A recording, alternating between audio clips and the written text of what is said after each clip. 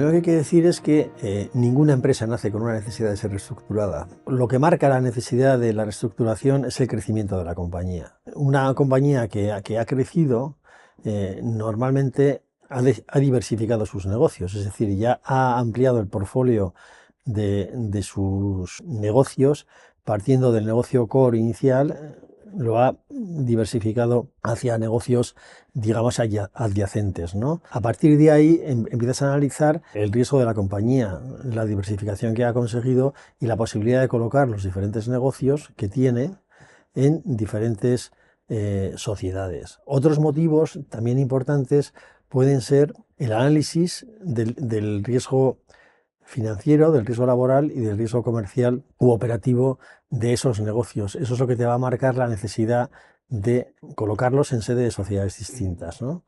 Entonces, riesgo financiero, si tú tienes dos negocios distintos o tres que tienen unos muy diferentes plazos de pago y de cobro, que tienen unos muy diferentes flujos de caja en cuanto a su obtención en un periodo determinado, tienes un riesgo financiero completamente distinto. Y entonces, de cara a obtención de recursos financieros para realizar inversiones en tu activo, pues al final vas a necesitar seguramente colocar esos negocios en sede de distintas sociedades, porque te va a ser mucho más fácil negociar con potenciales inversores, como pueden ser bancos, empresas de capital riesgo, etcétera. Es decir, el control del riesgo financiero te va a marcar la necesidad de reestructuración muchas veces.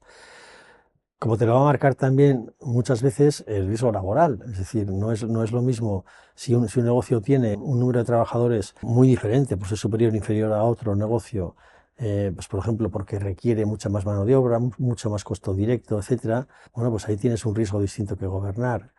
En una puedes tener obligación, por ejemplo, de tener delegados sindicales, pues porque el número de trabajadores pasa de 50 y sin embargo en otro negocio no. Entonces eso también te va a marcar un poco la necesidad o no de realizar esa reestructuración. Y luego está el riesgo comercial o operativo, es decir, tú puedes tener un tipo de cliente y de rentabilidad muy distinto o distinto entre diferentes negocios. En uno puedes tener una diversificación mayor de clientela que en otro, puedes tener una recurrencia en los ingresos también distinta y al final eso te va a marcar indefectiblemente una diferente rentabilidad. Conviene analizar también el riesgo comercial u operativo para decidir si tienes que realizar esta reestructuración, ¿no? Entonces al final lo que te va a marcar la necesidad de reestructurar es tu crecimiento.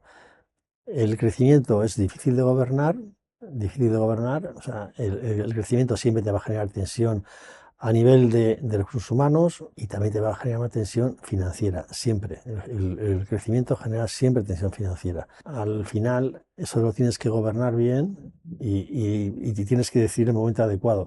Pero es positivo. O sea, el ejemplo que podemos pensar, a ver, pues se me ocurre, por ejemplo, Zara. Zara crece con una diversificación sensacional en muchísimos negocios distintos, como puede ser Stradivarius, la propia Zara, y va creando una estructura radial que va colgando de una sociedad holding, que es Inditex, y incluso Inditex cuando sale a bolsa genera actividad inmobiliaria y consigue una grandísima diversificación de negocios gestionados por una sociedad cabecera o sociedad holding, ¿no? Cuando tuvo la necesidad de reestructurarse, pues cuando empezó a crecer. ¿Cuándo se termina de reestructurar? Pues probablemente nunca, porque cuando empiezas con una reestructuración no paras de ver actuaciones de mejora, con lo cual es un círculo virtuoso, porque el propio crecimiento te lleva a la reestructuración y la reestructuración te lleva a accionar mejor las palancas para volverte a reestructurar y generar siempre una mayor rentabilidad y una mayor eficiencia, ¿no? Entonces, la visión estratégica para decidir el momento para hacer la reestructuración es esencial y nosotros en Confianz, que somos los que más reestructuraciones hemos hecho en España dentro de lo que suele ser una firma legal de asesoramiento de pyme, pues lo hacemos muy bien.